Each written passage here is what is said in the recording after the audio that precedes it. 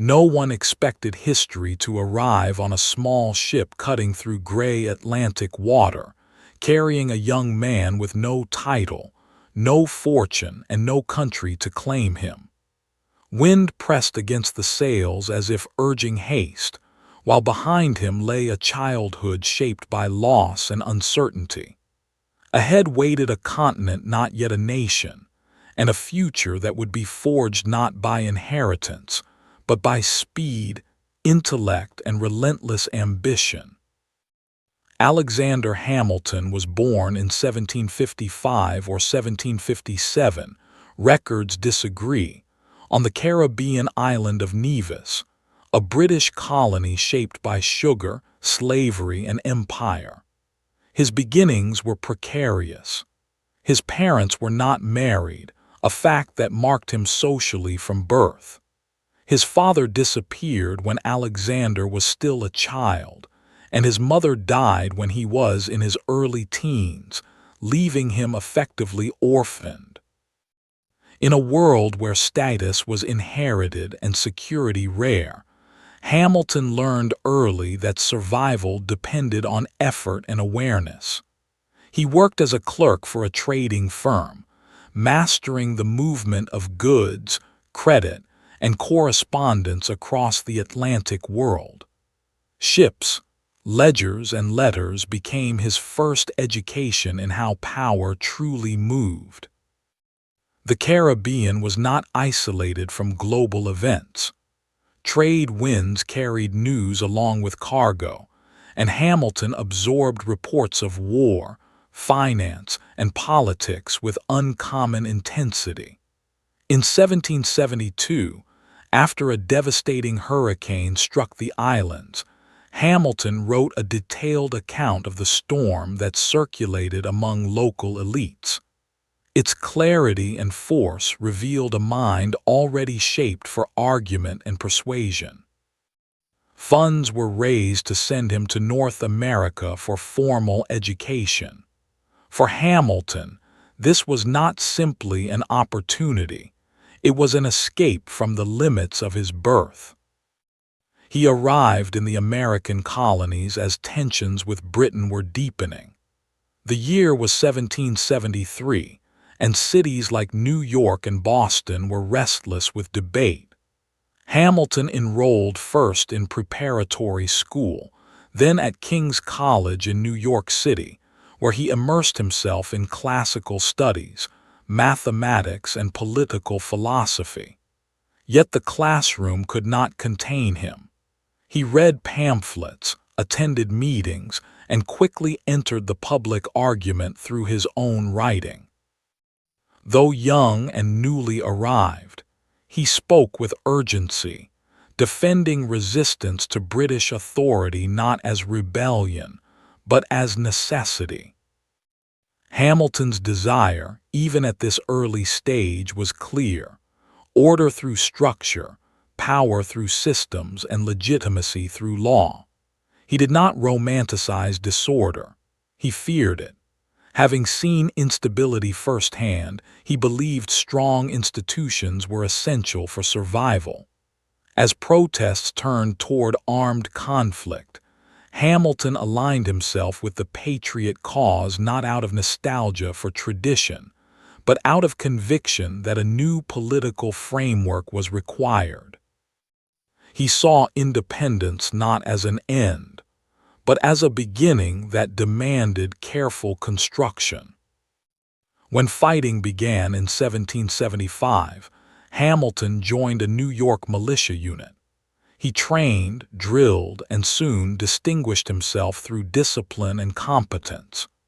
In 1776, as the British advanced on New York, Hamilton commanded an artillery company during the early campaigns. The war at this stage was uncertain and uneven. Colonial forces were poorly supplied, inexperienced, and often outmatched by professional British troops. Hamilton witnessed retreat, confusion, and loss. These experiences sharpened his understanding of what the rebellion lacked: not courage, but coordination. His abilities did not go unnoticed.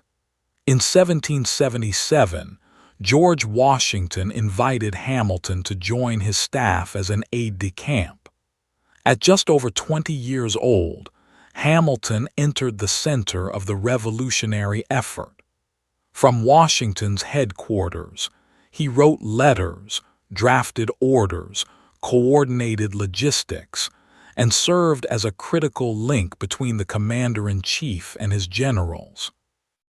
He observed leadership under strain, watching Washington balance authority with restraint, vision with endurance.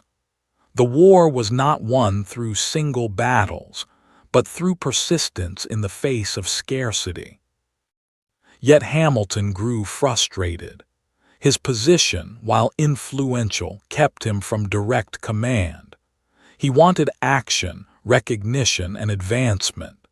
Beneath his loyalty to Washington was a fierce impatience.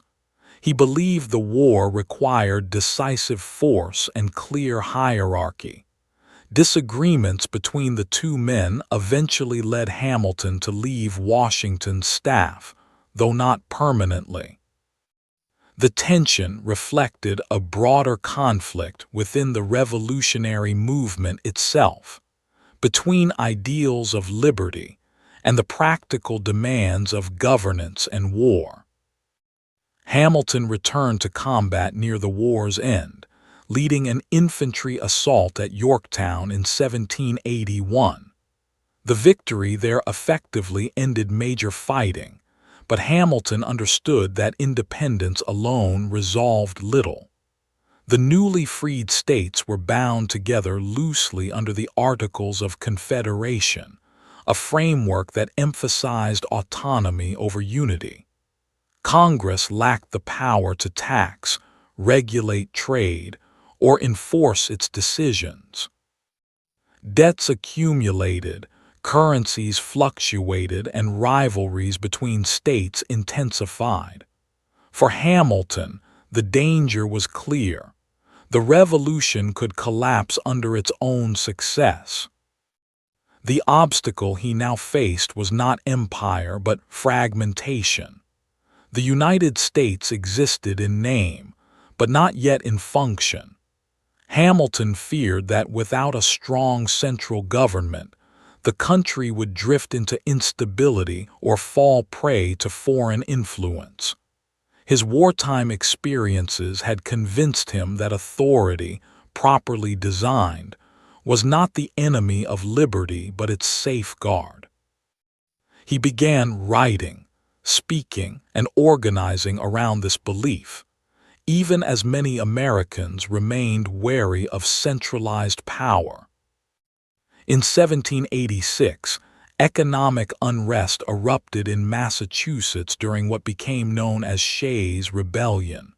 Farmers, burdened by debt and taxes, rose against state authorities. To Hamilton, this was not merely a local disturbance, it was a warning. The national government lacked the means to respond effectively. Disorder, once unleashed, could spread. The rebellion strengthened his argument that reform was urgent. The turning point came in 1787 at the Constitutional Convention in Philadelphia. Hamilton arrived determined, though often isolated in his views. He argued for a strong executive, long terms of office, and robust federal authority. Many delegates disagreed, fearing the replacement of one distant power with another. Hamilton spoke rarely but forcefully, his proposals sometimes too bold for the moment. Yet the final Constitution, while a compromise, reflected many of his core principles. A federal system capable of acting, raising revenue, and enforcing law. Ratification was far from assured. To persuade the public, Hamilton joined James Madison and John Jay in writing a series of essays defending the Constitution. Known collectively as the Federalist Papers, These writings explained complex ideas with urgency and clarity. Hamilton authored the majority, writing at a pace that matched his reputation. He argued that energy in government was essential, that ambition could be checked through structure, and that unity was the only path to security. These essays did not merely support a document, they shaped how Americans would understand governance itself. When George Washington became the first president in 1789, he appointed Hamilton as Secretary of the Treasury. Though the nation now existed, it remained fragile. Hamilton moved quickly. He proposed federal assumption of state debts, the creation of a national bank, and a stable system of public credit. Each measure aimed to bind the states together economically and politically. Opposition was fierce and debates were intense, but Hamilton persisted, convinced that delay invited failure. The result of Hamilton's efforts before America was fully formed was a framework that transformed rebellion into governance.